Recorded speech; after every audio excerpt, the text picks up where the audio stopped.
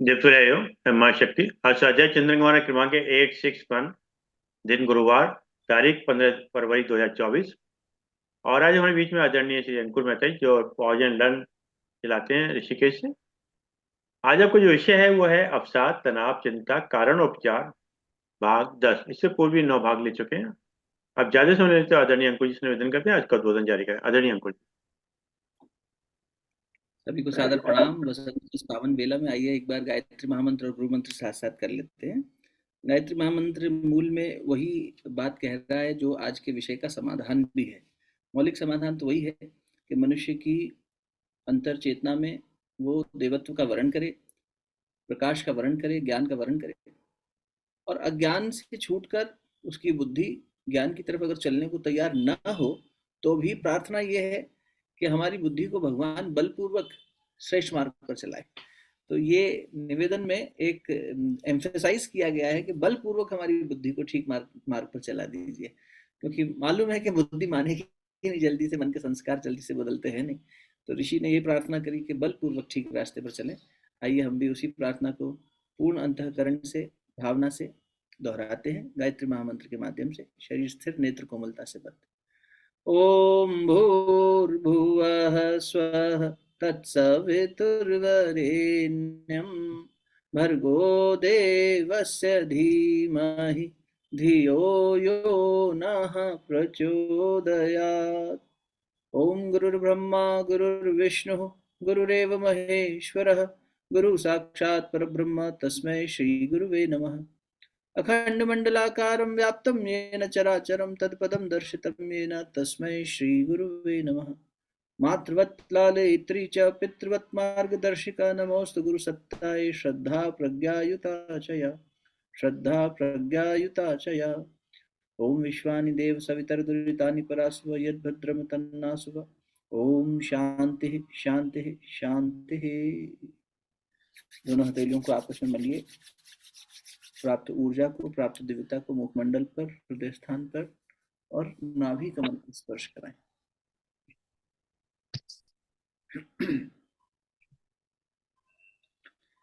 परम पूज्य गुरुदेव वंदे माता जी के सूक्ष्म संरक्षण में वसंत की इस पावन बेला में आप सभी का स्वागत, अभिनंदन।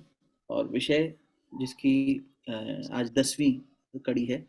हम लोग पीछे भी बात करते आए हैं कि मूल में तो मनुष्य का विचार, मनुष्य की भावनाएं यही हैं जो तनाव का मूल कारण बनती है।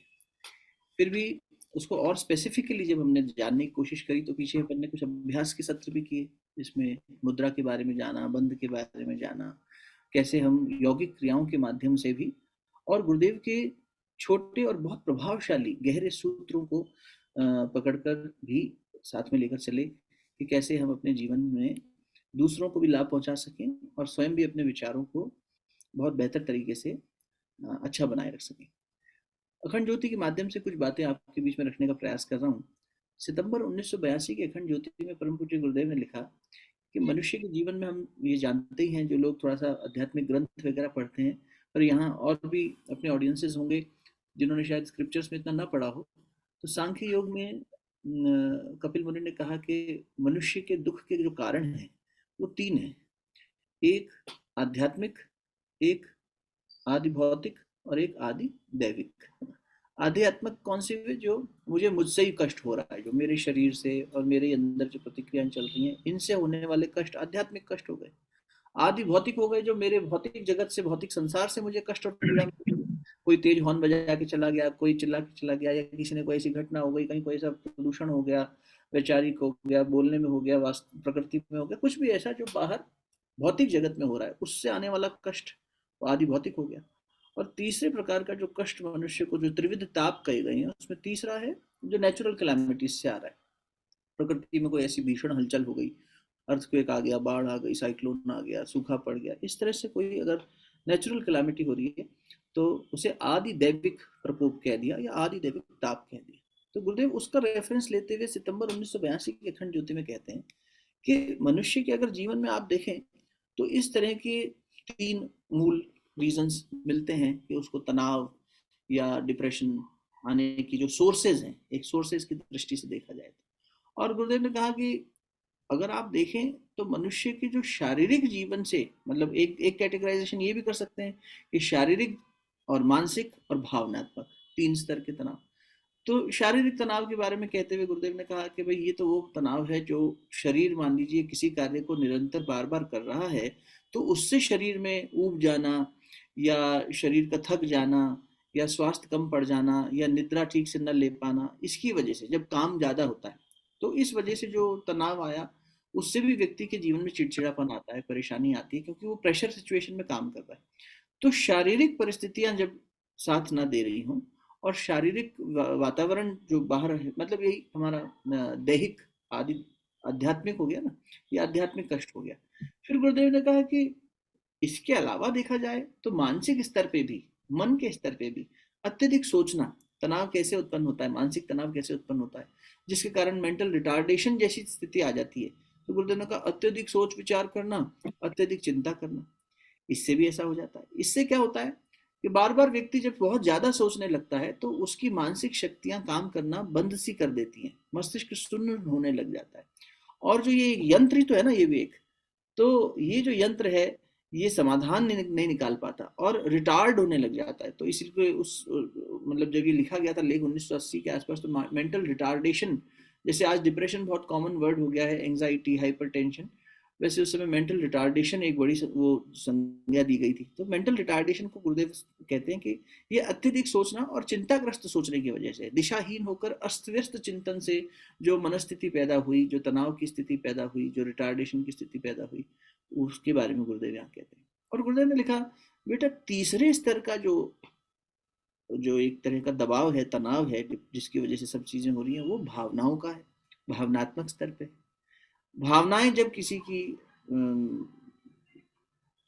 आघात हो जाए, भावनाओं पर, कोई व्यक्ति की भावना बिल्कुल घबरा जाए, उसकी भाव क्षेत्र में जब उठापटक मच जाए, तो वो जो भावनाएं हैं, उससे आने वाला जो भावनात्मक तनाव है, वो और भी ज्यादा खतरनाक है। तो उन्होंने कहा कि बेटा शारीरिक और मानसिक तनाव का तो फिर भी उपचार थोड़ा बहुत करने से उसमें सरलता दिखाई देने लगती है। जैसे कि शरीर अगर थक गया है, तो शरीर को कष्ट से दूर करना, सुला देना, आराम करा देना से शरीर का तनाव कम होने लगता है। मन के विचारों को भी व्यक्ति थोड़ा इधर उधर कहीं किसी से बात करके मन अपना, उसने विचार से उसको दूर कर लिया। लेकिन जो भावनात्मक तनाव है, यानी यदि किसी का भाव ही सूख जाए, या उसकी भावना को आघात लग जाए, चोट लग जाए, तो व्यक्ति एकदम सुन्न सा हो जाता है। इसका वर्णन करते हुए गुरुदेव इस स्थिति का दीपक का उदाहरण देते हैं। गुरुदेव ने कहा कि दीपक जैसे जब जल रहा है, वो अकेले बाती के आधार पर तो नहीं चलेगा, उसका जो तेल है या घृत है उसमें, वो वास्तव में भावना रूपी ही तेल है। लेकिन अगर उसकी उस भावना रूपी तेल में ही कमी आ जाए, तो किसी भी बाहरी आघात के कारण, किसी बात के कारण, किसी के व्यवहार के कारण, किसी नुकसान के कारण मनुष्य का जब भावनात्मक पक्ष कमजोर पड़ जाता है, तो उससे उत्पन्न होने वाला जो तनाव है, वो बहुत ज्यादा गहरा है, और उसी से व्यक्ति डिप्रेशन जैसी, अवसाद जैसी परिस्थिति में चला जाता है। जब किसी की भावनाओं पर आघात हो गया, चाहे वो अर्जुन हो, उनकी स्थिति में भी देखा जाए तो, और चाहे वो एक आम व्यक्ति हो, जहां कहीं भी भावनात्मक पोषण नहीं मिल रहा है, हम कभी भी, इनफैक्ट रिसर्चेस भी, स्टडीज भी की गई कि जो थायराइड पेशेंट हैं, डिप्रेशन के पेशेंट्स हैं, इन लोगों में देखा गया कि मूल कारण क्या मिल रहा है, तो देखा जाता है कि जो पारिवारिक वातावरण है जिसमें वो व्यक्ति जी रहा है, वो वातावरण उसे भावनात्मक पोषण देने में कमजोर पड़ रहा है। चाहे वो स्कूल में जाने वाला, कॉलेज में जाने वाला बच्चा हो, चाहे वो नवजात शिशु की माँ हो, क्योंकि उसके बाद भी पोस्टमार्टम डिप्रेशन आ जाता है, चाहे वो कार्य क्षेत्र में कार्य करने वाला बुद्धिजीवी व्यक्ति हो, कितना भी बुद्धिजीवी व्यक्ति हो, लेकिन भावनात्मक पोषण हर एक को चाहिए। मनुष्य भी भाव का ही भूखा है, पशु भी भाव का ही भूखा है, पौधे भी भाव के ही भूखे हैं, और यहाँ तक कि भगवान भी भाव का ही भूखा है। पौधों तक में ये देख लिया गया करके कि अगर हम किसी पौधे को भावना पूर्वक जल प्रदान कर रहे हैं, किसी को इग्नोर कर रहे हैं, और किसी को कोस रहे हैं, पौधे को भी कोसा गया जल देते समय, क्या तुम्हें पानी दें बार बार, कितना पानी चाहिए तुम्हें, इस तरह के दुर्भाव के साथ में उसके साथ व्यवहार किया गया, तो वो भी मुरझा गया। पौधे छोड़िए, चावल के दानों के साथ में, यानी एक कांच के बर्तन में चावल के दाने रख दिए गए, दूसरे के में भी रख दिए गए, तीसरे में भी, एक ही वैरायटी के एक ही समय में तीनों रख दिए गए। एक को इग्नोर किया गया, उससे कोई बातचीत नहीं की गई, एक को प्रेम पूर्ण व्यवहार दिया गया, और एक को बहुत बुरे बुरे शब्द कहे गए, बुरी भावना दी गई।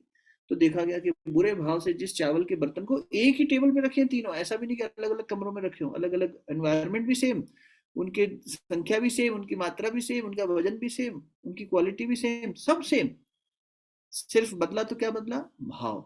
तो गुरुदेव ने कहा कि बेटा जब ग्रेन्स के साथ में, यानी अनाज के दानों के साथ में, पौधों के साथ में, पशुओं के साथ में ये देख के समझ में आ जाता है, तो फिर मनुष्य तो संवेदना के स्तर पर इनसे ऊंचा है, और भगवान तो और ऊंचा है। इसलिए भगवान भी उस छोटे से भाव के लिए शबरी के झूठे बेर खा लेता है, विदुरानी क्या चला जाता है, बाकी उस चीज नहीं चाहिए। तो भगवान, भगवान के भक्त और मनुष्य की, आम मनुष्य की बात करें तो हम लोग देखें अपने जीवन में तो क्या है, भावना जहां हमारी पोषित होती है, हमें वहां बात करना अच्छा लगता है, वहां मिलना अच्छा लगता है। जहां हमें खाने को खूब खूब सारा मिलता है, हमारी प्रशंसा, हमारी अहंकार के पोषण बहुत होता है, वहां जाने में मनुष्य को वास्तव में अच्छा लगता नहीं है। थोड़ी देर के लिए अपने अहंकार के पोषण के लिए कोई अपनी जमात बैठा ले, चापलूसों को बिठा ले आसपास, अपनी वाहवाही करा ले, वो मूर्खता अलग है। लेकिन आम तौर पर व्यक्ति को विचार से भी ज्यादा, ज्ञान से भी ज्यादा भावना का पोषण चाहिए। तभी तो गुरुदेव ने बार बार ये कहा, आज सुबह के स्वाध्याय सत्संग में भी हम लोग पढ़ रहे थे, तो गुरुदेव ने कहा बेटा हमारे जीवन की जो साधना पद्धति है वो अपनी जगह है, हमने क्या क्या साधनाएं करी, कितना जप किया, कितने घंटे बैठे, वो ठीक है। लेकिन उससे ज्यादा महत्व की बात यह है कि हमने अपने भावनात्मक शरीर का परिष्कार बार बार किया। भावना शरीर का परिष्कार का मतलब क्या हुआ, अपने अंदर आत्मीयता, अपने अंदर प्रेम की, सदाशयता की, संवेदनशीलता की, कृतज्ञता की, श्रद्धा की भावनाओं को पोषित करते चले गए, करुणा को पोषित करते चले गए। जब मनुष्य अपने उस भावनात्मक शरीर का परिष्कार करता है तो उसी से विचार और उसी से कर्म सब सुंदर बनने लग जाते हैं। विचार से ज्यादा प्रबल है भाव, और कर्म से ज्यादा प्रबल है विचार। कर्म हुआ ही कैसे, उसके पीछे भाव, उसकी नियति तो तय कर रही है ना। भाई हिंसा अहिंसा भाव है, कर्म थोड़ी तय कर रहा है कि हिंसा है क्या अहिंसा है। कोई व्यक्ति मर रहा हो तो सत्य, हम उसके घर वालों को कहते हैं आपका घर वाला अस्पताल में पड़ा है, आखिरी सांसें गिन रहा है, जल्दी आके मिल जाओ, हमने तो सत्य बोला। ऐसा तो नहीं ठीक है ना। सत्य तो वो है जो हमने उनको, हम झूठ भी बोला अगर कि भाई आप आ जाइए, सब ठीक है, आप अभी आइए, जल्दी पहुंचिए, संकेत कर दिया, लेकिन सच्ची बात भी नहीं बताई, तो ये क्या असत वचन हुआ क्या? नहीं, असत वचन नहीं हुआ, ये हमने भी उनके जीवन की रक्षा के लिए कहा कि वो यहाँ पहुंचे, और फिर जो घटनाक्रम घटित हो वो आगे परमात्मा की इच्छा। इसलिए व्यक्ति ये सब चीजों को कैसे तय कर रहा है, ये सब चीजों को तय कर रहा है, उनकी नीयत तय कर रही है ना। चाहे वो महर्षि पतंजलि के 5 यम हो, 5 नियम हो, ये सब चीजें हमारी नीयत पे है। बाहर से शुद्ध आचरण दिखाने वाला व्यक्ति अगर भीतर से दूषित भाव लेकर बैठा है तो वो दूषित भाव दम्भ हो गया ना, फिर इंटीग्रिटी नहीं रही। भगवान ने यही कहा कि तो छल हो गया, छल तो हमें प्यारा नहीं। बाहर से तुम अच्छी बातें कर रहे हो, भीतर से तुम्हारे अंदर दोष है। नहीं बेटा, पहले इस दोष का निवारण करो। गुरु उसी दोष को धोने, उसी दोष का निवारण करने की बात हमसे कहते हैं और करवाते हैं। तो गुरुदेव ने यही कहा बेटा हमारा जो जितना भी ये साधना का कलेवर आप देख रहे हैं, इसके अतिरिक्त आप इस बात पर ज्यादा ध्यान दें कि हमने किस चीज की साधना करी। हमने बेटा आत्मीयता की साधना करी, प्रेम की साधना करी, पारिवारिकता की साधना करी, हमने श्रद्धा की साधना करी, हमने क्षमा की साधना करी, हमने करुणा की साधना करी। ये वो भाव हैं जो मूल में वास्तव में मनुष्य के स्वभाव होते हैं। इसलिए स्वभाव वो नहीं है जो बाहर का स्वभाव है, बिहेवियर जिसे हम कह देते हैं, वो तो बाहर का आचरण है। बिहेवियर तो आचरण जैसी बात हो गई। बाहर से आचरण अच्छा दिखाने में तो दुनिया एक नंबर हो गई आजकल, बाहर से कुछ भीतर से कुछ। मूल में भीतर का स्वभाव, मूल भाव। स्वभाव शब्द का मूल यही कह रहा है हमसे कि तुम्हारे स्व का जो भाव है, और वो मौलिक सबका एक है क्योंकि स्व सबका एक है। तो वो जो मौलिक तत्व भीतर बैठा है, जिसे हम चेतना कह रहे हैं, जिसे हम ईश्वर का अंश कह रहे हैं, तो वो तो ईश्वर स्वरूप ही है। तो ईश्वरीय स्वरूप उसका होने के नाते उसमें सारी शक्तियां विद्यमान है। लेकिन इन शक्तियों को उजागर जब नहीं किया जाता, जिसके लिए जरूरी है कि घर का वातावरण सबसे पहला वातावरण है जिससे व्यक्ति रूबरू हो रहा है। चाहे वो छोटा बच्चा हो, चाहे हम आप हो जो ऑफिस का काम करके घर लौट रहा है व्यक्ति वो हो, चाहे खेती करके किसान अपने घर लौट रहा है, मजदूर अपने घर लौट रहा है। घर लौट रहा है तो कुटुंब का वातावरण क्या है। गुरुदेव लिखते हैं कि यदि चिल्लाकर एक दूसरे से बात की जा रही है, खीज है, बात बात में एक दूसरे का पक्ष काटा जा रहा है, अपना पक्ष रखने की इच्छा हो रही है, इसका मतलब इस घर में बहुत अहंकार का झगड़ा है। यहाँ पर अहम का बहुत ज्यादा पसारा है। मैं पहले, तुम बाद में, पहले मेरी चलेगी, पहले मेरी सुनो, मेरी बात कोई ना काटे। तो इस तरह से व्यक्ति जो है एक दूसरे के ऊपर शासन करना चाह रहा है। ये अनुशासन में नहीं जी रहा है, ये एक दूसरे के ऊपर शासन कर रहा है ना।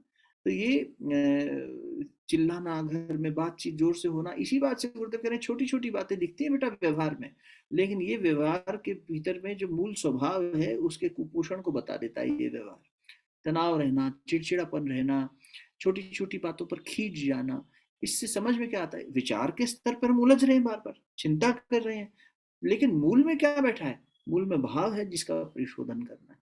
तो गुरुदेव ने कहा कि मानसिक स्तर पे जो काउंसलिंग होती है ना आजकल, तो काउंसलिंग में क्या करते हैं, देखिए जो काउंसलर्स हैं, एक तो होते हैं साइकोलॉजिस्ट, एक होते हैं साइकेट्रिस्ट। साइकेट्रिस्ट का काम होता है दवाई देना। साइकेट्रिस्ट ज्यादा सुनते भी नहीं है। साइकेट्रिस्ट तो हो सकता है अपने असिस्टेंट को कह दें कि अंकुर को मानसिक बीमारी है, इसको ये गोली दे दो, खत्म बात। वो ज्यादा कहानी नहीं सुनेंगे, ये कहाँ से आई, कैसे आई। काउंसलर्स जो होते हैं, साइकोलॉजिकल काउंसलर्स जिन्हें हम कहते हैं, साइकोलॉजिस्ट, वो थोड़ा पीछे का बैकग्राउंड जानना चाहते हैं। हाँ भी कैसे हुआ, आप दोनों के बीच में क्या झगड़ा हुआ, कैसे कैसे हुआ, चाहे वो रिलेशनशिप की काउंसलिंग हो, चाहे अकेले की, अच्छा आप कहाँ कहाँ फेल हुए, क्या क्या परेशानी हुई। लेकिन एक स्तर और है जिस पर अभी काम कम हुआ है, जिसे हम भारतीय मनोविज्ञान कहते थे, जो प्राच्य जगत में बहुत ज्यादा पहले से था। वो क्या था कि बात को कहे बिना जब समझ जाए व्यक्ति, जैसे बच्चे के भाव को माँ बिना कहे जान जाती थी, या शिष्य के मन को गुरु पढ़ लेता था। ये मन को पढ़ने का विज्ञान इतना गहरा है ना, कि जहाँ विचार, मस्तिष्क के विचारों की तरंगों से परे भावनात्मक क्षेत्र में अंदर क्या घटित हो रहा है, या अगर उसको थोड़ा सा और आध्यात्मिकरण करें इस बात का, तो सूक्ष्म शरीर से ज्यादा कारण शरीर में क्या घटित हो रहा है। कारण शरीर भाव शरीर है, सूक्ष्म शरीर विचार शरीर, स्थूल शरीर कर्म कर रहा है। तो कारण शरीर में जो बिल्कुल मौलिक और कारण है हमारे उनका, उसका मूल स्वभाव कितना पोषण हुआ उसमें, कितने, यदि उसको कुपोषित रखा जाएगा, भाव संवेदनाओं की गंगोत्री सूखती चली जाएगी, तो विचारों का पोषण कैसे होगा, विचार श्रेष्ठ बनेंगे ही नहीं। उलझे उलझे विचारों में मनुष्य उलझता रहेगा और बार बार परेशान होता रहेगा। और क्या सोर्सेज हो सकते हैं, तो गुरुदेव ने कहा जब कोई व्यक्ति कार्य को बहुत लंबे समय तक करता है, किसी भी कार्य को हम लंबे समय तक करते रहेंगे, उसमें बीच में ब्रेक नहीं देंगे सिस्टमेटिक, तो भी हम परेशान होने लग जाएंगे। जो कि आजकल मनोवैज्ञानिक भी कहते हैं कि आप इतनी देर कंप्यूटर के ऊपर बैठे हैं तो थोड़ी देर ब्रेक ले लें, इतनी देर कोई काम कर रहे हैं तो एक तरह से लेबोरियसली हम काम तो कर रहे हैं, हार्ड वर्क तो कर रहे हैं, लेकिन उसमें बीच में थोड़ा सा ब्रेक मिलना चाहिए, ब्रेन को थोड़ा रेस्टिंग मोड भी देना चाहिए। योग शास्त्र में महर्षि पतंजलि ने इसलिए रिलैक्सेशन को बहुत महत्व दिया है। योग के आसन जब उन्होंने सीक्वेंसेस बनाई, तब भी उन्होंने कहा कि योगाभ्यास में भी आसन के बीच बीच में रिलैक्सेशन बहुत इंपॉर्टेंट है। इसलिए जब यौगिक प्रैक्टिसेस को हम जिम, रनिंग, स्विमिंग, साइकिलिंग इत्यादि जो अदर दूसरे व्यायाम हैं उनके साथ कंपेयर करते हैं, तो एक बड़ी मौलिक वो फर्क नजर आता है। वो अंतर ये नजर आता है कि योग में रिलैक्सेशन को बहुत महत्व दिया गया है। क्यों? क्योंकि समय समय पर सामयिक रिलैक्सेशन से मनुष्य का दिमाग, मनुष्य का पूरा यंत्र, ये तंत्र पूरा रिकैलिब्रेट होता है ना। तो इसलिए गुरुदेव कहते हैं कि लंबे समय तक कार्य करना, और उस पर करेले पर नीम चढ़ा जैसी स्थिति तब हो जाती है कि जब व्यक्ति लंबे समय तक कार्य भी कर रहा है और मैं कर रहा हूं इस भाव को भी लेके बैठा है। दोनों बातें साथ साथ लिखी है गुरु जी ने। एक तो लंबे समय तक वही कार्य करना, तो उसका भजन, और दूसरा मैं कर रहा हूं ये कर्तापन। यदि मनुष्य, उसी में आगे लिखते हैं गुरुदेव, यदि मनुष्य मैं कर रहा हूं का भाव छोड़ना किसी प्रकार सीख जाए, ऐसा लिखा है, किसी प्रकार सीख जाए, तो 4 घंटे की नींद, लेखक आपको आश्वासन देता है कि 4 घंटे की नींद और 2 वक्त का सीमित खाना जो शरीर की आवश्यकता है, इसके बाद व्यक्ति आराम से 18-20 घंटे काम कर सकता है। 4-6 घंटे की नींद में हो जाएगा उसके शरीर का, और 2 वक्त का साधारण सा भोजन उसके शरीर का पोषण कर देगा। लेकिन उसकी चेतना थकती क्यों है? जो एक अन्यत्र जगह पे आप में से बहुत लोगों ने सुना होगा परम पूज्य गुरुदेव को उनके सद्वाक्यों में, कि मनुष्य काम की अधिकता से नहीं, काम को बोझ समझ के करने से थक जाता है। तो बोझ कब आया? जब कर्ता भाव आया। जब कर्ता भाव ही नहीं होगा तो बोझ कैसा? जैसे भगवान श्री कृष्ण जी और अर्जुन के संवाद के रेफरेंस देते हुए स्वामी विवेकानंद ने कहा कि देखो, भगवान ने स्पष्ट कह दिया कि अर्जुन मैं एक क्षण भी विश्राम नहीं ले सकता। सृष्टि रुक जाएगी। कर्म तो हमेशा चल रहा है, इसलिए कर्म हमेशा करते रहना है, कर्म तो रुकेगा नहीं, जब तक शरीर है तब तक कर्म होगा, चेतना है वो आगे कर्म करेगी। तो कर्म तो निरंतर चल रहा है। और भगवान ने जब ये कहा कि मैं विश्राम नहीं ले सकता, इसका मतलब भगवान कर रहा है कार्य। तो विवेकानंद जी कहते थे भगवान कर्ता होकर भी अकर्ता बना रहता है, और मनुष्य कुछ करने में सक्षम न होकर भी कर्ता भाव पाले हुए है कि मैं कर रहा हूं। गुरुदेव कहते हैं ये मैं कर रहा हूं है, ये सेशन मैं ले रहा हूं, अरे हो गया बंटाधार। और सुनने वाला भी अगर कहे कि ये सेशन मैं सुन रहा हूं तो वजन हो जाएगा। और अगर हम इस मैं से परे जाके इस संवाद को लेकर चलें तो ना कहीं थकान आएगी, आनंद आनंद में समय बीत जाएगा, उल्टा चेतना और पोषित हो जाएगी और जागृत हो जाएगी, भाव जगत हमारा और ज्यादा पल्लवित हो जाएगा, पुष्पित हो जाएगा, एक तरह से वसंत आ जाएगा अंदर। लेकिन जब कर्तापन हुआ, यानी मैं कर रहा हूँ, अरे मुझे ये सेशन लेना है, अरे मुझे वहां बैठना है, अरे उनसे मिलना है, तो किसी से मिलना भी कितना भारी लगता है। क्योंकि जहां पर हम कर्तापन के भाव में है और जहां हम अकर्ता के भाव में है, मुझे इस बात से एक घटना याद आ गई, दो लोगों के बीच की। एक थे ठाकुर रामकृष्ण परमहंस के परम शिष्य मास्टर मोशाय, जिन्हें हम एम कह के बुलाते हैं, महेंद्रनाथ दत्त, जिन्होंने उनकी डॉक्यूमेंट करी बहुत सारी बातें डायरी में, और बाद में प्रकाशन में बहुत मदद मिला उससे। और उनके अलावा साथ में बैठे थे ऑटोबायोग्राफी ऑफ अ योगी लिखने वाले परमहंस योगानंद जी। कोलकाता की घटना है, एक पार्क में बैठे हैं, बेंच पर बैठे हैं, और बेंच पर बैठे हैं तो उनकी कोई आध्यात्मिक चर्चा चल रही है, चेतना से चेतना संवाद मजेदार चल रहा है, आध्यात्मिक सत्संग हो रहा है। तभी एक तीसरा व्यक्ति दूर से चला हुआ, जो अपरिचित सा था, वो आता है और एम के पास मिलना चाहता है। ये हमारे अशोक मामा जी जैसे दिखते थे, ऐसे सफेद दाढ़ी और बेंच पर बैठे हुए, बढ़िया महात्मा जैसे। और वहां पर वो ऑटोबायोग्राफी ऑफ योगी वाले हमारे परमहंस योगानंद जी, दोनों चर्चा कर रहे थे। तो इस व्यक्ति ने आके उस चर्चा में रंग में भंग डाल दिया और बहुत देर तक बैठा रहा, बातचीत करता रहा कि इधर की उधर की सांसारिक बातें, और जिसका उस चर्चा से ज्यादा अभिप्राय नहीं था। तो परमहंस योगानंद जी के मन में चल रहा था ये व्यक्ति चला जाए उठ के, और एम बड़े सहज बैठे थे। तो उन्होंने पूछा बाद में, जब वो व्यक्ति चला गया, कि आप स्थिति से असहज नहीं हो रहे थे? भाई ये आके बैठा, तो बोले मेरे देखो पहले मैं भी हुआ करता था सहज असहज, कि कोई आके बैठ गया, अभी पता नहीं कब जाएगा ये भाई, तो परेशानी हो गई ना, हम तनाव में आ जाते हैं, ये कब हमारे सर से उठ के जाएंगे, कब हमारा पीछा छोड़ेंगे, इतनी देर से अपने मन की कह रहे हैं, हमारा इससे कोई लेना देना। बोले लेकिन मुझे पहले मेरे साथ भी ऐसा होता था, लेकिन फिर मैंने खुद चिंतन किया तो भीतर से ठाकुर ने मुझे डांटा। अब मैं क्या करता हूँ, अब मैं माँ से या ठाकुर से प्रार्थना कर देता हूँ, या माँ जगदम्बा से या शारदा मणि माँ से, क्या कि अभी जब ये आया था ना, तो मैंने मन ही मन जो है, मुझे पता है ये जो बात कह रहा है उसका कोई अभिप्राय नहीं है, कोई लेना देना नहीं है, सिर्फ यहाँ बैठा है, थोड़ा समय अपना बिता रहा है, और ना ही मेरे कुछ कहने से इसको कभी कोई चेतनात्मक वृद्धि मिल जाएगी, नहीं तो मैं ऐसी कोई बात कहता, उसकी रुचि नहीं है उसमें। तो ऐसा अरुचिपूर्ण व्यक्ति अगर हमारे पास आ भी जाए, तो उन्होंने कहा मैं मन ही मन जो है माँ से प्रार्थना कर दी कि मेरा इसका प्रारब्ध है, इसलिए हम साथ बैठे हैं, अकारण तो ये मिला नहीं, तुम्हारी इच्छा के बिना तो हुआ नहीं होगा। अब तुम जानो और ये जाने, मैं मन में तुम्हारा ही नाम ले रहा हूँ, तो मैं तो राम राम गुरु का नाम जपता रहा, ये बैठा था अपनी बात कह रहा था, मैं तो अपना, कहीं अहंकार है ही नहीं, इसकी भी चेतना को प्रणाम, भाई आया है तो कुछ तो है, तो भाई इसके लिए ही मैंने, और वो राम राम मैंने ये नहीं जपा कि ये उठ के भागे यहाँ से, मैंने ये मन में जपा कि इसके प्रति ये आके यहाँ बैठा है, तो मैं इसके लिए 2 बार गायत्री मंत्र कर देता हूँ, जितनी देर बैठा है इसके लिए जप कर देता हूँ। तो कितना सुंदर भाव है ना, कि उसके भाव शरीर का भी पोषण हो रहा है, हम उसका उपेक्षा नहीं कर रहे, हम ये नहीं कह रहे कि बेकार आदमी, हाँ कोई नुकसान पहुंचाने आए तो बात अलग है, उसकी तो बात हो रखी है कि मैत्री करुणा मुदिता उपेक्षा, उपेक्षा भी कर देनी चाहिए कभी कभी। तो लेकिन जब स्थिति अच्छी हो तो क्या उपेक्षा क्या नहीं, ठीक है, शांति से बैठे हैं, वो भी बैठा है, थोड़ी देर में चला जाएगा। ऐसे ऐसे प्रयोग महापुरुषों ने करके दिखा दिए। लेकिन हम क्या है, जब कर्ता भाव में आ जाते हैं तो वो छोटी छोटी चीजें हमारे लिए तनावपूर्ण होती चली जाती हैं और आदमी असहज हो जाता है। और असहज आदमी कभी किसी बात को सहजता से स्वीकार ही नहीं कर पाएगा, जो उसकी अहम के विधि से बाहर की चीज है वो उसको स्वीकारेगा ही नहीं। और जो उसके अहम में स्वीकार कर रहा है, ठीक है तुम हमारी बात मानो, लेकिन हमारे से अतिरिक्त कुछ बात होगी हम नहीं मानेंगे, वो असहज हो गया। अस्वीकार्यता का भाव एक इतना बड़ा भाव है, नॉन एक्सेप्टेंस। ये जो एटीट्यूड हो गया ना आजकल, हम ये भी नहीं एक्सेप्ट करेंगे, हम वो भी नहीं एक्सेप्ट करेंगे, तो क्या हो गया, समाधान भी नहीं कोई अगर देना चाहे तो क्या समाधान दे। व्यक्ति शास्त्रों का निरादर कर रहा है, नॉन एक्सेप्टेंस क्या है, निरादर मतलब I don't respect what you से, बड़ों की बात नहीं समझ रहा, अनुभवकर्ताओं की बात नहीं जानना चाह रहा, गुरुजनों के साथ नहीं बैठना चाह रहा।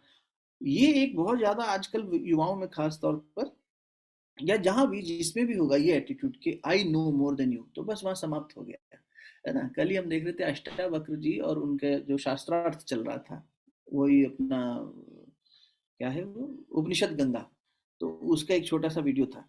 तो उसमें चर्चा चल रही है, दोनों की शास्त्रार्थ चल रहा है। बड़ी प्रसिद्ध घटना है कि वो शास्त्रार्थ पहले इनके पिता के साथ उन्हीं शास्त्री जी ने किया था, तो इनके पिता हार गए थे शास्त्रार्थ में। तो शास्त्रार्थ का ये नियम था कि या तो उनके शिष्य बन जाओ, वो उन्होंने स्वीकारा, नहीं तो आत्मदाह कर लिया। तो अष्टावक्र जी चाहते थे कि ये शास्त्रार्थ पद्धति बंद हो, उन्होंने बंद करवा दी। फिर उनके उनका शास्त्रार्थ अंतिम शास्त्रार्थ कहा जाता है, क्योंकि इसके बाद में ये बचकानी वाली बात है। ये क्या अपने ज्ञान की हम चर्चा कर रहे हैं इतना कि हमें ज्यादा पता है कि तुम्हें ज्यादा पता है, ज्ञान इसमें थोड़ी है। तो उसमें ये है कि उसमें आया कि जो व्यक्ति ये कहता है कि मैंने ब्रह्म को जान लिया, वास्तव में उसने ब्रह्म को जाना ही नहीं है ना। ये है ना बात, जो ये कह रहा है, क्योंकि ब्रह्म जानने के बाद जानने वाला शेष ही कहा रहा, मैंने जान लिया। ये कहता भाव है जो हमें फंसा रहा है कि मैं जानता हूं। जो व्यक्ति सहज होगा ना, वो मान लेगा नहीं साहब हमें नहीं पता, कोई बात नहीं, सीखेंगे, साथ सीखेंगे। जिस दिन हमने कह दिया कि हमें आ गया, हम समझ गए, हम गुरुजी को जान गए, खत्म, उसी दिन गुरुजी हमसे दूर हो गए। इतने महासागर को कोई अगर ये क्लेम करता है कि हम जान गए, हम इन्हें जान गए, हम इस विषय को जान गए, नहीं। आप देखिए जिन विषयों में आप लोगों का जॉब रहा, हम लोगों का अपनी अपनी यात्रा रही, मतलब जहां हमारा जीविकोपार्जन है, उसमें भी अगर हम देखें तो जिस दिन हमने कह दिया हमें सब आ गया अपनी सब्जेक्ट के बारे में, अपनी जॉब प्रोफाइल, नहीं, जो व्यक्ति उसमें सीखता चला गया वो अनवरत बढ़ता चला गया, वहां पर भी सीढ़ी वैसे ही चढ़ी गई। सीखने में यही तो है ना, ओपननेस टू लर्न। पर ये जो नॉन एक्सेप्टेंस आ गई है, तो गुरु जी कहते हैं ये अहंकार की वजह से आ गई है। जो व्यक्ति रिजेक्शन मोड में जी रहा है, तो फिर क्या होगा, उसके पास समाधान पहुंचाया भी जाएगा तो वो लेगा ही नहीं। आज ही शाम को अरविंद मामा जी से बात हो रही थी, तो वही बात हो रही थी कि फिर मदद पहुंचाई भी जाए अगर, तो अगर कोई दरवाजे बंद करके बैठा हो तो फिर रोशनी कहाँ से पहुंचाई जाए।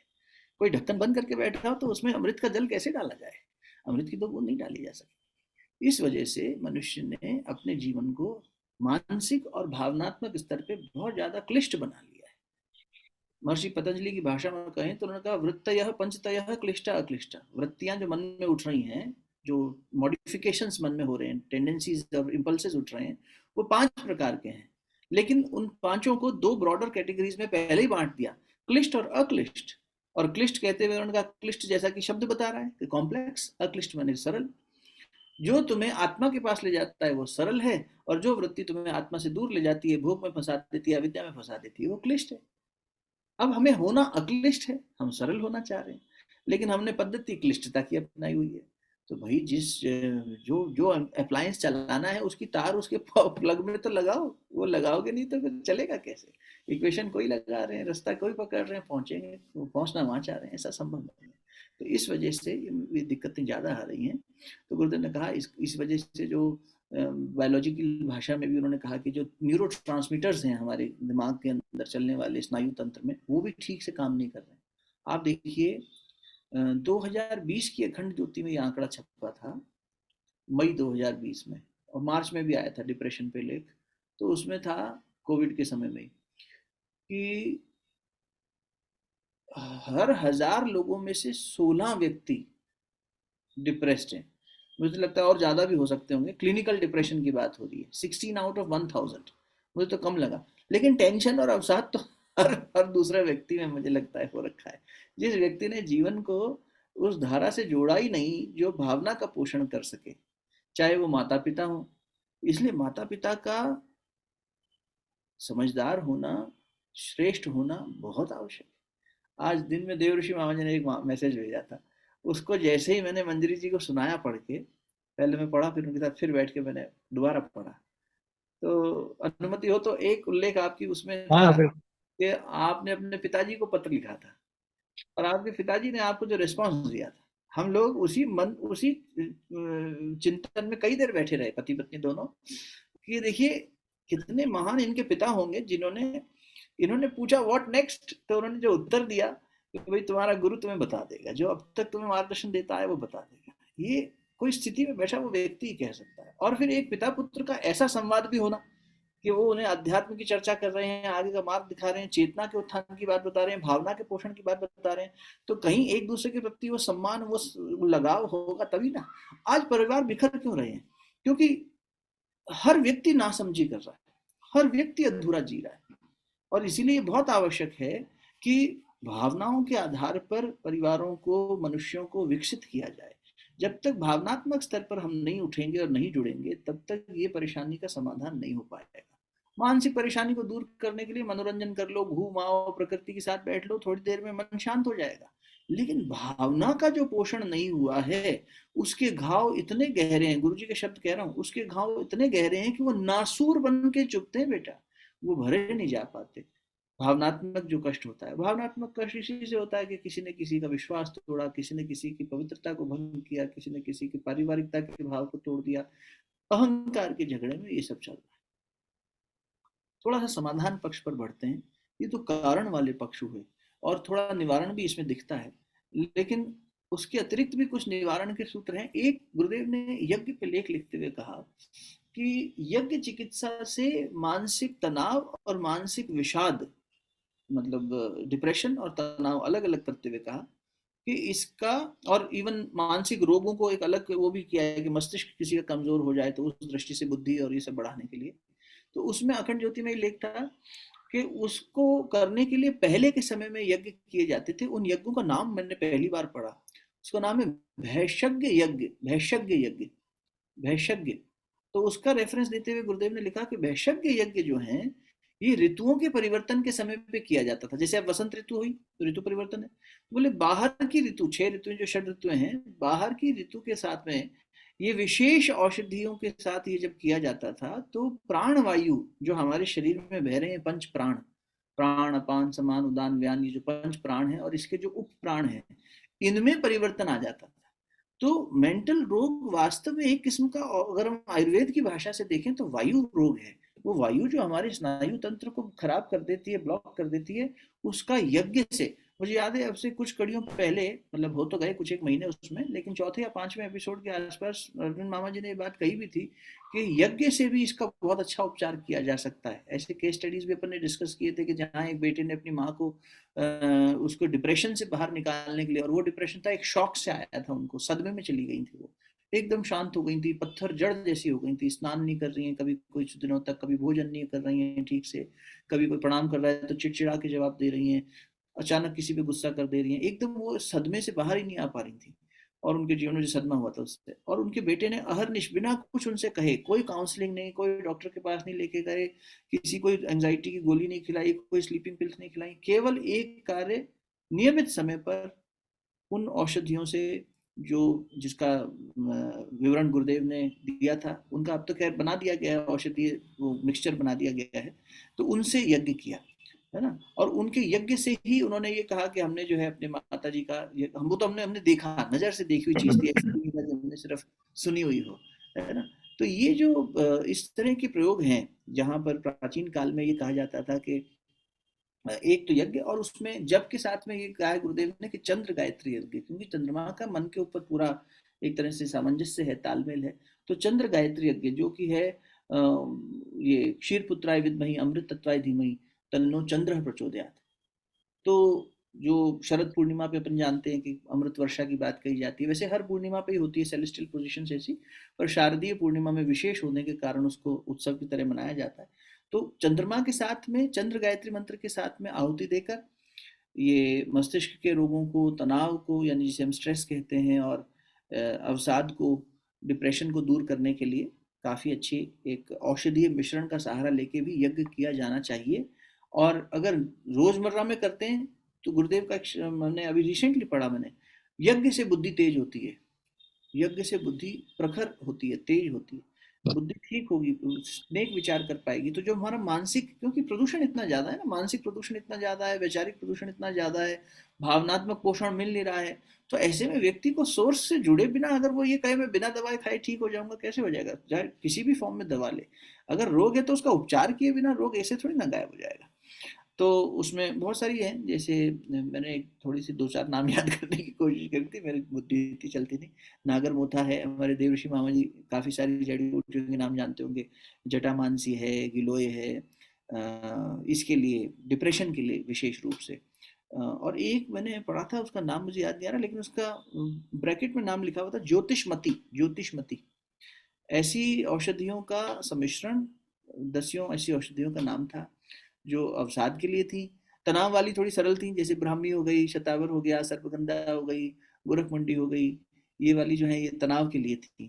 तो छोटा छोटा इनका अंश लेना, 1-1 ग्राम, और उसका चूर्ण बना के कैसे उसका सेवन करना, ये सब गुरुदेव ने बताया। तो ये इस तरह के भी इलाज किए जाने चाहिए, जो कि अब क्या लगता है, हमें आसान लगता है एक स्लीपिंग पिल खाना या एक एंजाइटी की गोली खाना, या डॉक्टर ने, साइकेट्रिस्ट ने बता दिया है आधी आधी गोली खानी है, इससे आसानी से ठीक हो जाएगा। अभी रिसेंटली हमारे पास एक केस आया, परसों ही ऑस्ट्रेलिया से फ़ोन आया एक परिजन का कि हमारे परिचित हैं यहाँ ऑस्ट्रेलिया में, मेलबर्न में, उनकी भाभी को तनावपूर्ण स्थिति बन रही है, वो बहुत घबराहट में जी रही हैं। तो उनके साथ कल मेरी बातचीत हुई, नहीं सॉरी परसों बात हुई, कल तो वसंत थे, समय नहीं मिला, परसों बात हुई। तो उनका ये कहना था, 53 वर्ष की हैं, पतिदेव का देहांत हुए 8 वर्ष हो गए, बेटी ने शादी कर ली है अपनी और सुखी है, अपनी पसंद से करी है, लेकिन बहुत सुखी है, तो कोई दिक्कत नहीं। बेटा आईआईटी में पढ़ रहा है, और इस संडे को उनके घर पे यज्ञ ही है, अरविंद मामा जी के सहयोग से ही हो पा रहा है। तो वहाँ द्वारका दिल्ली में वो रहते हैं। तो वो अभी रिसेंटली अपने बेटे के पास आई हैं दिसंबर, और 2-2.5 महीने में उनको इतने एपिसोड्स हो गए हैं घबराहट के, कि जबकि बेटे के पास, बेटा 16 साल से बाहर, जब बेटा 14 साल का था तभी से वो 10th पढ़ने के बाद कोटा चला गया, फिर हायर स्टडीज, फिर आईआईटी उसने क्रैक भी कर लिया, सब कुछ अच्छा है, देखने में बाहर से कोई दिक्कत ही नहीं लग रही। बहुत बार ऐसी स्थिति भी हो जाती है कि जहाँ बाह्य परिस्थिति, बोले भाई साहब मेरे पतिदेव को गए हुए 8 वर्ष हो गए, मुझे कभी डिप्रेशन नहीं हुआ, मेरे ससुर जी ने मुझे बेटी की तरह पाला, और उनका खुद का योग वो करते हैं, इतना ज़्यादा लोगों को अभ्यास कराते हैं, गौशाला चलाते हैं, उनका जीवन इतना सात्विक, इतना पवित्र, कोई ऐसा नहीं कि मुझे उनकी तरफ से कोई प्रताड़ना मिलती हो। मेरा घर परिवार इतना शुद्ध, इतना साफ है, और जब कर रही हैं। अब देखिए कभी कभी ऐसा भी होता है कि पुराना रीसरफेस होने लगता है, तो ऐसे में जब हमने उनके साथ में बैठकर बचपन से जब तक की यात्रा देखी, तो कुछ एक चीज़ें निकल कर आने लगी। फिर उन्होंने कहा भी कि हाँ मैं बनस्थली विद्यापीठ से पढ़ी थी, मेरे मन में इस बात की कुंठा तो रही कि मुझे तो जॉब करनी थी, पर मेरे को गृहिणी बन के रहना पड़ा। कहीं ना कहीं वो दबी हुई चीज़ें बाहर आती हैं। तो अब यज्ञ को उनको यही निवेदन किया है कि आप यज्ञ से शुरुआत करिए, फिर एक बार यहाँ आके जाइए, शांति कुंज होके जाइए, थोड़ा सा गंगा मैया के पास बैठ के जाइए, अभी मंगलवार को आ रही हैं। इस तरह से भी कुछ प्रयोजन किए जाने चाहिए। बात, व्यक्ति तीर्थ स्थान पर जाए, आध्यात्मिक ऊर्जा के क्षेत्र में जाए, और धीरे धीरे अपने ही वातावरण में जहाँ रह रहा है, क्योंकि बार बार तो बाहर जा नहीं सकता, वहां पर इन तरह के पोषण देने वाली प्रक्रियाओं का, जैसे यज्ञ की बात हुई विद दिस सामग्री, और जैसे भावनात्मक पोषण के लिए वो क्या कर रहा है, चेतनात्मक उत्थान के लिए वो क्या कर रहा है, मनोरंजन से कितना डाइवर्ट कर लेगा खुद को, कितना वो बैठ लेगा किसी के साथ बात करने के लिए, जैसे पहले लोग बैठ जाते थे, चलो हमने कमेटी डाल ली, चलो हमने वो कर लिया, मनोरंजन कर लिया, हमने फोन पे टाइम स्पेंड कर लिया, कितना कर लेगा। धीरे धीरे तो ये भी हमारी शक्ति को और विहीन कर देते हैं। इसलिए गुरुदेव ने कहा सकारात्मक जब तक प्रयोग नहीं किए जाएंगे, तब तक बेटा मस्तिष्कीय रोगों का समाधान होना संभव है नहीं। इसीलिए औषधीय भी इलाज अगर करना है तो हमें प्रकृति की शरण में जाना होगा। वैचारिक इलाज करना है तो भी हमें ऐसे विचार और बुद्धिजीवी लोगों के साथ बैठना पड़ेगा जो हमारे विचार को उत्थान की तरफ ले जा सके। भावनात्मक पोषण तो मस्ट है, करना ही करना है, और इन सब के साथ में जब चेतना को ऊंचा उठा सकेंगे, चेतनात्मक उत्थान की जो प्रक्रियाएं हैं उनको कर सकेंगे, तब जाकर कहीं एक समग्र रूप से बिखरा हुआ जीवन फिर से एक समग्रता की ओर आ पाएगा और ऊंचा उठ पाएगा। नहीं तो इतना ज्यादा सब कुछ है कि जैसे अभी ये केस आपको बताया, कि जहाँ चीजें, परिस्थितियां नॉर्मल दिखाई दे रही हैं, कोई ऐसा नहीं है कि बहुत ज्यादा तनाव के कई कारण दिख रहे हो, वहां पर भी पुरानी बनी हुई वृत्तियां, पुराने प्रारब्ध, इस जन्म के, पुराने जन्मों के, कब निकल के सरफेस पे आते हैं और मन के ऊपर आकर मनुष्य को परेशान करने लगते हैं, कचोटने लगते हैं, घबराहट आने लग जाती है, वो दिक्कत हो जाती है। तो यज्ञ एक बहुत बड़ा समाधान हो सकता है। प्लस ये जरूरी है कि अब ये एक तरह से भीषण आग की तरह ये फैला हुआ है, तो पीछे भी बात और निवेदन हमने एक दूसरे के साथ यही किया है कि हम लोग भी भावनात्मक पोषण देने का क्रम लोगों को बढ़ाते चले, है ना। जहाँ कोई अच्छा विचार, अच्छा भावना मिलती रहे। अब वो कितने कितने हो गए जी, 16,000 हो गए। आप जो सवेरे मैसेज भेजते हैं 16,000 लोगों को हो गया शायद, अब तो 16-18,000। 16 तो नहीं, 32 हो गया, 16 हो गया ना, एक हाँ, फोन से 16। एक फोन से 16,000। 232। 2 से 32 हजार लोगों तक रोज सुबह मैसेज जा रहा है। तो उनमें इतने हजारों लोगों में बीच बिखेरे जाएंगे तो आज नहीं तो कल, और किसी को उसी समय स्ट्राइक हो गया, वो परेशान था, वो बैठा, उसने देखा और तुरंत उसको समाधान मिल जाए, इससे अच्छी क्या बात है। तो ऐसा कुछ ज्ञान क्रांति का यज्ञ या भावनात्मक जो है ना, ये भी यज्ञ ही है, एक किस्म का ज्ञान यज्ञ। तो कुंडीय यज्ञ हो गया, चाहे दीप यज्ञ हो गया, चाहे ज्ञान यज्ञ हो गया, इसके माध्यम से भावनात्मक पोषण किया जाए तो बहुत अच्छा एक वातावरण बन सकता है, और किया गया है जहाँ पर, वहाँ पर रिजल्ट भी है, ऐसी बात नहीं है ना। चाहे वो शारीरिक क्षमता का विकास करना हो, चाहे मानसिक हो, चाहे भावनात्मक, इस तरह से किया जा सकता है, लेकिन तीनों लेवल्स पे काम करना पड़ेगा, मुख्य रूप से भावनात्मक यानी कारण शरीर पर। जी, कोई प्रश्नोत्तर हो, कोई और इस दिशा में विचार जोड़ना हो तो बताएं। धन्यवाद आदरणीय अंकुर जी।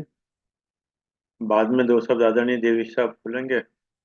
नैब साहब अगर कुछ बोलेंगे तो पश्चिम की वाणी में बोलेंगे, आज उनका गला ठीक नहीं है, तो कल उनका उद्बोधन भी है। अब अंकुर जी, एक बात विशेष है कि जो डिप्रेशन है, जब व्यक्ति का सब कुछ है, मतलब यानी कि परिवार भी ठीक है, आर्थिक भी सही है, और समाज में भी उसकी प्रतिष्ठा है, उसके बाद भी व्यक्ति अगर डिप्रेशन में आ रहा है तो वो क्या कारण है, मतलब क्यों, कई केसेस ऐसे भी देखे गए, मतलब कोई कारण नहीं बनता, मामला उसके मुझे लगता बाद है भी कि आता है।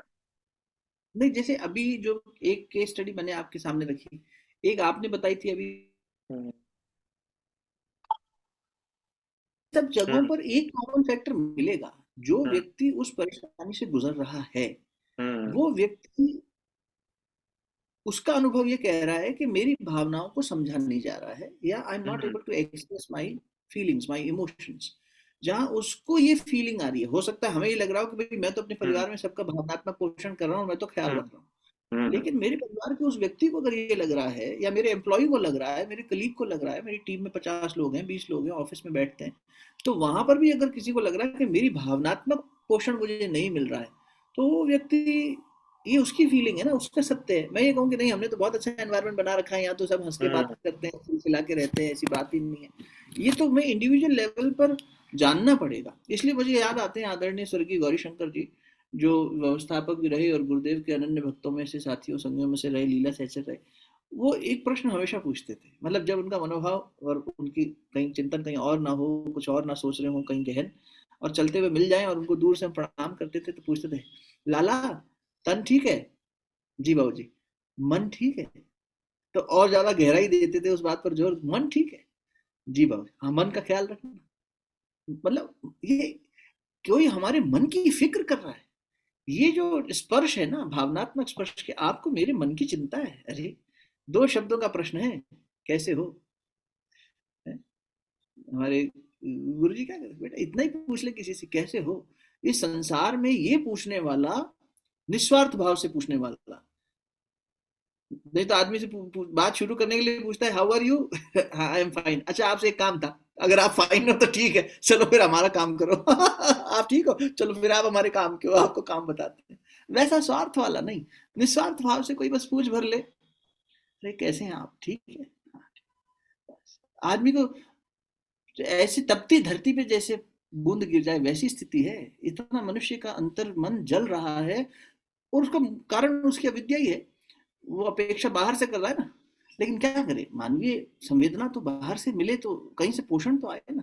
भाई, जड़ें कितना भी खींच लें, पौधे का जड़ कितनी भी गहरी हो और वो धरती से पोषण ले ले, लेकिन वर्षा से पानी मिलना या बाहर से कोई लाके पानी दे, उसकी भी आवश्यकता पड़ती है।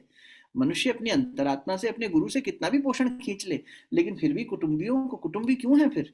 इसीलिए तो है। साथ में एक दूसरे का भावनात्मक पोषण करना, दूसरे के ऊपर आश्रित रहना ठीक नहीं, लेकिन फिर भी जब वो मिलता है तो आदमी का मन प्रोत्साहित होता है, उसको अच्छा लगता है कि हाँ, मेरे कुटुंबी। तो जो ये लगता है हमें कि बाहर से, जैसे आपने कहा कि सब कुछ अच्छा है, पैसा है, पद है, प्रतिष्ठा है, सामंजस्य है, आपस में परिवार में तालमेल है, सब अपनी अपनी फील्ड में अच्छा कर रहे हैं, भौतिक जगत की दृष्टि से सब ठीक है, मानसिक दृष्टि से अच्छा लग रहा है, सब बुद्धिजीवी हैं, लेकिन कहीं ना कहीं परिवार में भावनात्मक पोषण का क्या व्यवस्था है, ये मूल्यांकन करने पे पता लगता है। जैसे इन बहन जी का मूल्यांकन किया तो उन्होंने खुद ने कहा कि हाँ मेरे पास 2 चीज़ें ऐसी हैं जो मेरे अंदर दबी हुई हैं, जिसमें से एक मैंने आपको बताई कि मेरा भावनात्मक मेरा ये था कि मैं तो करियर बनाना चाहती थी। मेरे पति ने मेरे बारे में सोचा ही नहीं। एक और बताई थी। तो फिर पता लगा देखो ये है कुंठा है मन में, ये मन में दबी हुई है। इस एक जैसे सड़ा हुआ टमाटर सारा पौध खराब कर देता है, वैसे ही वो एक विचार, एक भाव, एक दुर्भाव सारे अंदर की मेहनत खराब कर देता है ना।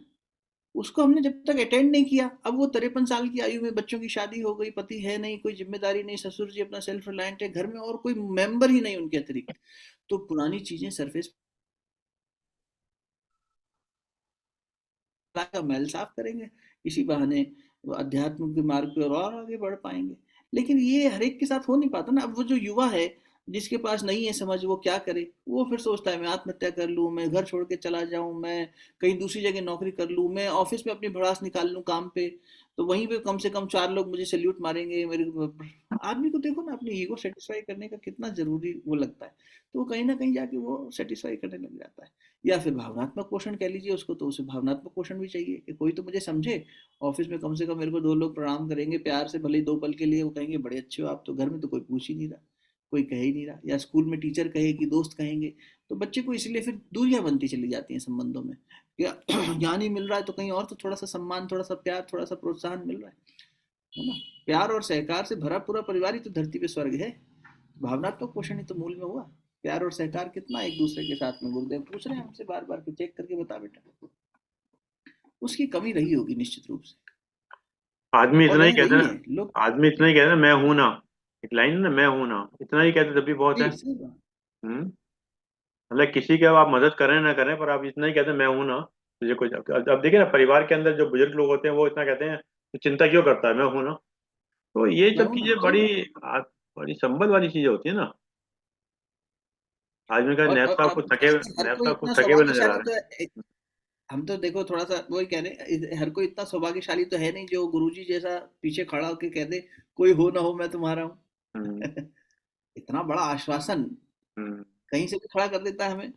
कहीं थके हों, कहीं गिरे हों, कहीं किसी स्थिति में हों, भाई अपने ही अंदर का दुर्भाव जब अपने सद्भाव पे हावी हो जाता है, अपने अंदर का दुर्विचार सद्विचार पे हावी हो जाता है, अपना ही दुर्संस्कार कुसंस्कार जो है वो अच्छे संस्कार को दबा ले जाता है, तमस में गिर जाते हैं, तो क्या याद आता है, अरे कोई तो हमारा है, ये हमें हर स्थिति में संभाले हुए है और खड़ा कर ले जाएगा।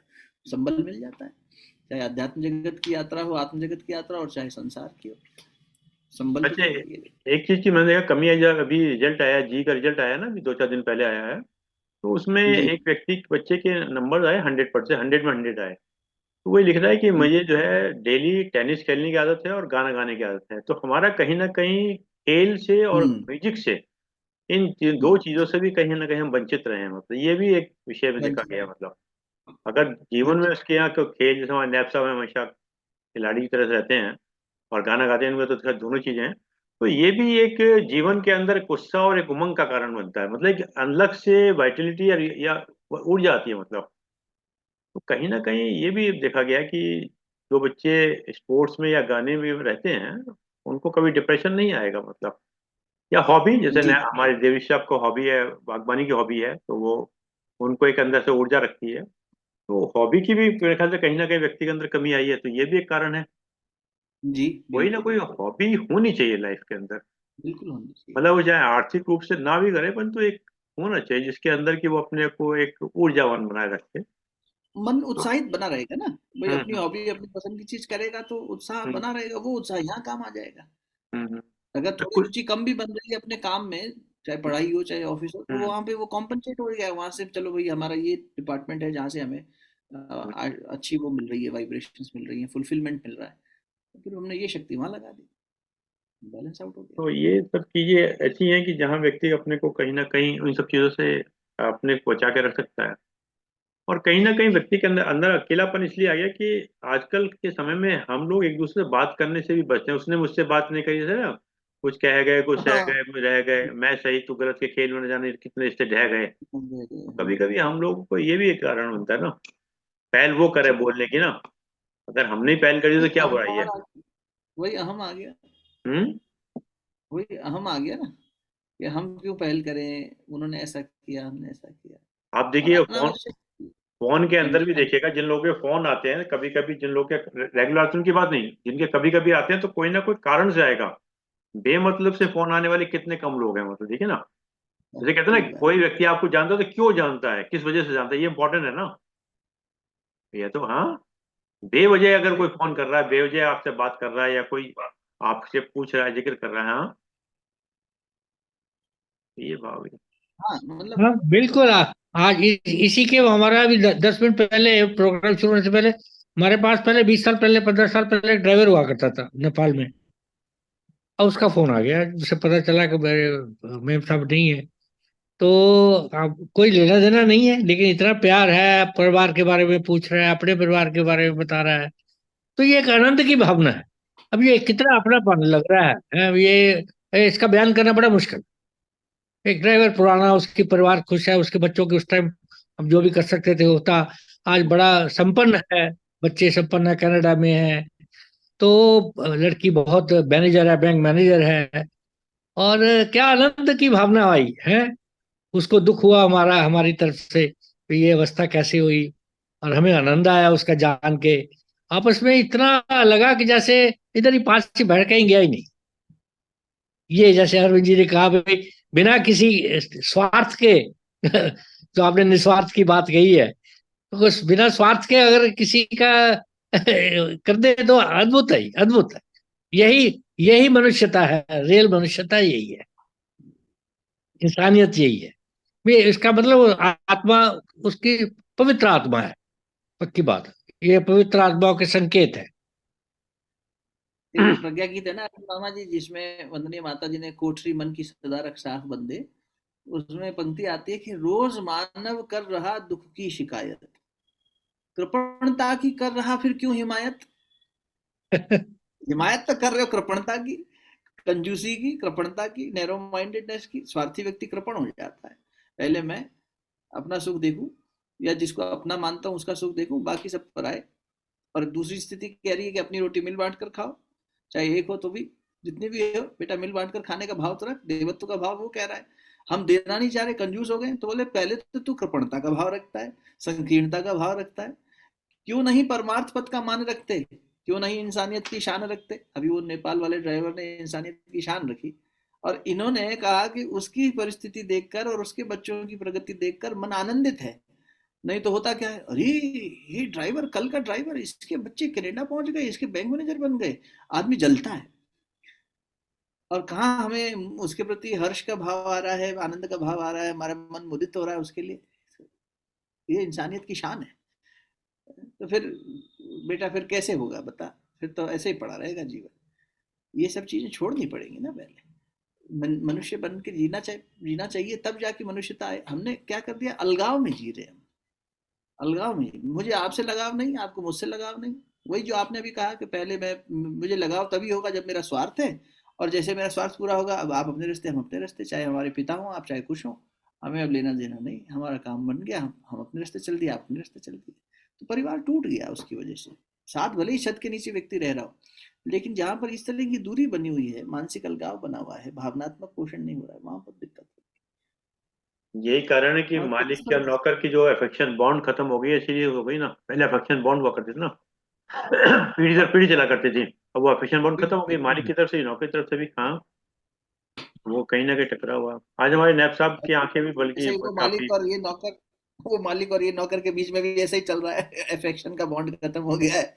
वो मालिक अपना, हम नौकर अपने। जी हम्म। नहीं मामा जी। चलिए, आदरणीय विश्व साहब। बस अब, अंकुर जी का तो हमें इंतजार रहता है अवसाद का।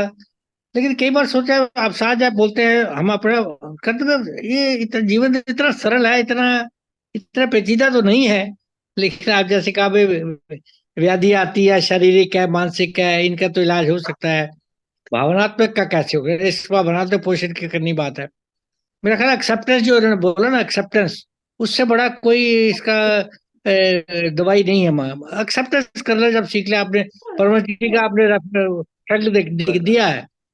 वे इतने पहुंचे हुए भी वो वहां नहीं थे, लेकिन योगानंद जी ने कहा भाई एक्सेप्ट कर लो भाई, उसी का भेजा हुआ चल जाएगा जब होना है। और विचारों का तो अहंकार जब आ जाता है तो ये अरविंद जी ने पूछा था, ये सब कुछ होते हुए भी फिर कई बार ये डिप्रेशन आ जाता है। इस पे मेरा मेरा विचार है, अंकुर जी बताए, कोई पुनर्जन्म के संस्कारों का भी है, हो है सकता जी, है। बिल्कुल जी जी जी। ये इस जीवन का जरूरी नहीं है, सब कुछ है लेकिन फिर भी कुछ है। जी तो मेरे विचार से वो पुनर्जन्म के संस्कारों का आप उसको अनदेखा नहीं कर सकते, वो तो अपना रंग दिखाएगा ही दिखाएगा। जी और, और तीसरा जो मेरा मेरा विचार है, जब आप में गिविंग का भाव आ जाए ना जिस दिन, उस दिन तो सब दुनिया आपकी आपकी नौका पार लग गई। जी बस ये गिविंग का कोई ये को भारत में कई अवसाद नहीं आएंगे। गिविंग देना है, गिवन शुरू कर दे आदमी, और फिर बाकी तो यज्ञ की महिमा तो सब उपचार है। ये आदमी शुद्धि होती है, परिवार की होती है, सबकी होती। बस ये कुछ ना कुछ सूत्र हर बार कुछ ना कुछ मिल जाते हैं। इनको गांठ बांध ले और जीवन में इसका अनुसरण करता रहे, तो आस्ता आस्ता आगे भवसागर से पार निकल ही जाएंगे। आज लगे हुए हैं आप लोग पीछे, प्रभु की कृपा से, गुरुदेव की कृपा से। तो बाकी तो इच्छा उनकी है, जो उन्हीं की इच्छा पूर्ण होनी है, हमारी इच्छा थोड़ा ही है। हम तो अनुसरण करें, वही सूत्र पकड़ा हुआ है, वो संभव है, पॉसिबल है। हम लोग के लिए पॉसिबल नहीं, क्योंकि हम उस स्तर पर नहीं पहुंचे हैं। लेकिन आप, मेरा ख्याल है, आप अनुसरण रहे हैं। तो बहुत ये एक्चुअली ये इस अवस्था में पहुंचना बहुत जरूरी है। पे कम कम निद्रा और वो वाली बात, अल्प आहार, ये दो चीजें ऐसी है। क्योंकि आपने पहले भी जो आपके प्रवचन में भी शुरू में सुन रहा था परसों कल, आहार सबसे बड़ा बेस है। क्योंकि ये जो यंत्र है ये आहार से चल रहा है। तो अगर आहार ठीक नहीं है तो ये यंत्र से आप काम नहीं ले सकते पूरा। और आराम निद्रा है, वो आप किस तरह निद्रा लेते हैं, सोए हुए लेते हैं या योग निद्रा में लेते हैं, या वैसे ही आपको संतोष मिल जाता है। तो बहुत अच्छे अच्छे सूत्र हैं। बाकी हमारी क्षमता है, पात्रता है भाई, कितना आप ग्रहण करें। हम सबकी सौभाग्य तो है ही है भाई, ये अवसर मिल रहा है हमें, कितना उसका हम उसका लाभ उठाते हैं, ये प्रभु की कृपा पर निर्भर करता है। बहुत बहुत धन्यवाद आपका। धन्यवाद मोहन। अरे ये रिंकू जी, निष्काम कर्म करते हैं ना, निष्काम कर्म, इसकी वजह से इनको एनर्जी मिलती है। अरे रिंकू इनका जी, स्वार्थ नहीं है इसके अंदर। उपाध्याय साहब एक बात कहते हैं ना, आहार जो है भोजन से ही नहीं होता है। आहार हमेशा अच्छे लोग के सत्संग से, प्रकाश से, सूरज से, इनसे भी आहार मिलता है। ये भी एक बात है। अगर हम हाँ, अच्छे अच्छी लोग के बीच में वाइब्रेशन, बैठते हैं, वो भी आहार। अच्छे भाव से मिल जाता है। प्रकृति में सब कुछ है, सब एनर्जीज है, वहीं से भी ले सकते हो आप, ब्रह्मांड से भी ले सकते हैं। कभी कभी जैसे हमने देखा कि आपको भूख नहीं है, चार लोग बैठे हैं, आ गए मिलके, पता लगा हमने ज्यादा खा लिया। तो ये सब चीजें या कम मतलब जो है, तो आहार का मतलब कहीं ना कहीं जो है, ये सामने नहीं, वाले पे। सात्विकता आहार का मतलब सात्विकता, सात्विक आहार, हम्म। अल्प आहार। चलिए, धन्यवाद आदरणीय दृश्य साहब, धन्यवाद आदरणीय अंकुर मेहता जी, आपने समय निकाल के समय दिया। और जैसे कि विचार के साथ और 3 बार ओम के साथ अपनी बात को समाप्त करते हैं। आज का विचार बहुत छोटा सा है। अपने चरित्र की चिंता करें, अपने चरित्र की चिंता करें, अपनी प्रतिष्ठा की नहीं। अपने चरित्र की चिंता करें, अपनी प्रतिष्ठा की नहीं। आपका चरित्र वही है जो आप हैं। आपका चरित्र वही है जो आप हैं, और आपकी प्रतिष्ठा वही है जो दूसरे आपके बारे में सोचते हैं। और आपकी प्रतिष्ठा वही वाह, है जो दूसरे आपके बारे में सोचते हैं। बात तो बोलना पड़ेगा, वाह वाह। वाह वाह। वाह। इनको प्रतीक्षा वाह रहती वाह है कोई वाह वाह वाह वाह बोलने वाह वाह। की। नहीं, अंकुर जी आज 3 बार गाए थे, वो मामर्जन का वो कीजिए। कल को नैब साहब का उद्बोधन है, तो गला उनका ठीक रहे, इस बात की प्रार्थना के, ताकि कल तक उनका गला जो है, ये लौंग लौंग या इलायची कुछ इस तरह की चीजें अपने मुंह में रख लें, ताकि कल तक ठीक हो जाएगा। चलिए, आइए इन ओम को जगह दें। ओम।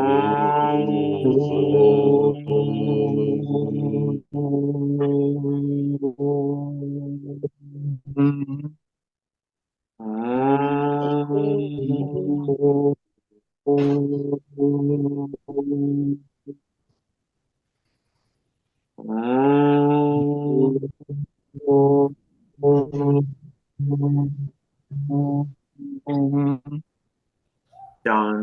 शांति शांति शांति शांति। शांति। सबको प्रणाम, सबका सभी बहुत बहुत धन्यवाद।